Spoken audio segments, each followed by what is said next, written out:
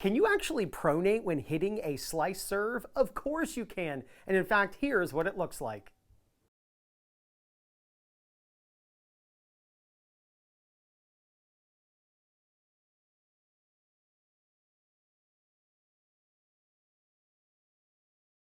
One of the common misconceptions about hitting a slice serve is that you're either going to keep the racket on its edge and just carve along the outside of the ball, or even worse, that you're going to supinate and actually curl around the ball.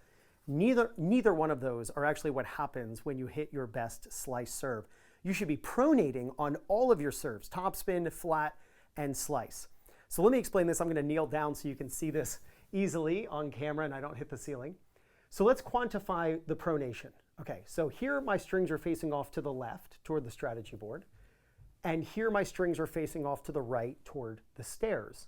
So I've got 180 degrees of rotation while hitting the serve. And it doesn't matter, again, what serve I hit. I want to make that move because that's how I snap the racket over my hand. It's the fastest way to move the racket through the hitting zone. Well, where in that 180 degrees is contact on a slice serve? When I pose that question to people who don't understand how to pronate when hitting a slice serve, their answer is usually after 90 degrees. 100 degrees, 110 degrees, meaning the racket in their mind rotates 90 degrees. So here my strings are facing the strategy board.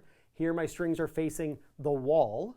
And then in their mind, the racket continues to rotate and goes on the wrong side of the ball. The ball goes the other direction and then continues to pronate. That's in their mind what happens when you hit, when you pronate hitting a slice serve, which is why it doesn't make sense to them. The way to understand pronation on a slice serve is to understand that more of the pronation happens after you hit the ball, not before you hit the ball. So what you want to think of is 70 degrees, meaning lead with the front edge while you present the strings to the ball to pronate. You still need the lead edge in front slightly. So let's say 20 degrees. Then after contact, there's 110 degrees of rotation after you hit the ball, right? 110 plus 70 equals 180. On a flatter serve, you can think of it as 90 degrees until contact. Now, I don't promote a perfectly flat serve, but if you have to think of it that way, that's fine. Think of it as turning completely flat, square, so the right edge and the left edge are equal to each other. So it's a perfectly flat hit, and imagine the ball has no spin. Now again, I don't recommend that. You can look at my other flat serve videos to learn what I actually recommend. But you've got to still lead with the front edge when you're hitting a slice serve. The ball leaves the racket, body in motion tends to stay in motion, and the racket just continues pronating. Now, when you do this, it is critical that you swing, if you're right-handed, to the right of your target by about 20 degrees. Why? Because the strings are going to face left by 20 degrees and actually go towards your target. If you swing straight towards your target, the ball's going to go out. So in your mind, you have to swing, if you're right-handed, off to the right. The ball will go to the left, but it's not the left. It's actually straight toward the box. It's one of the reasons why players really struggle hitting a slice serve.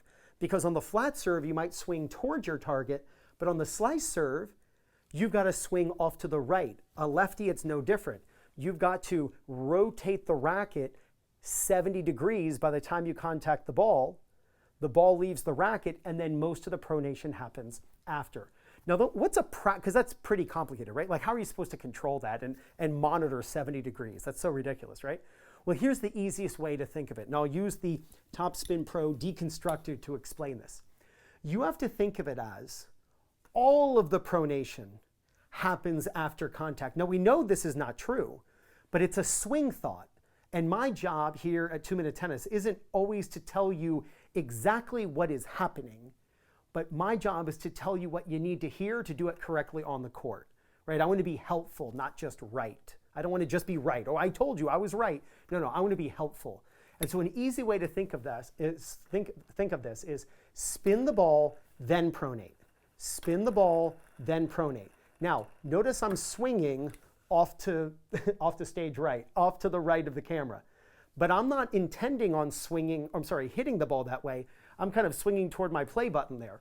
I'm swinging to the right and the ball goes left. So you have to think of it as spin and then pronate, spin and then pronate. If that's what you think of when you're hitting your slice serve, you will stay on edge long enough that you truly get side spin while pronating. Watch the slow motion serve again. Watch how I get the side spin and I pronate. And it happens because most of the pronation happens after contact.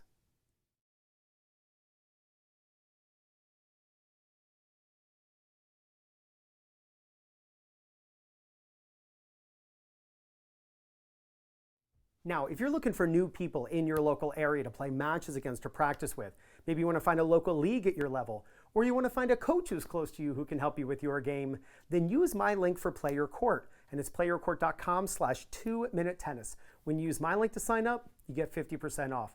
Hey, click right there if you want to watch a class I just did last month. It was a free 90-minute live Zoom class that I did for players all around the world. You can just watch it right now, and I explain this topic among many others when it comes to hitting a serve. Work on your slice serve with Pronation, and there's no doubt you're going to gain confidence, win more matches, and play much better tennis. This is Ryan Reedy from 2minutetennis.net. You got this.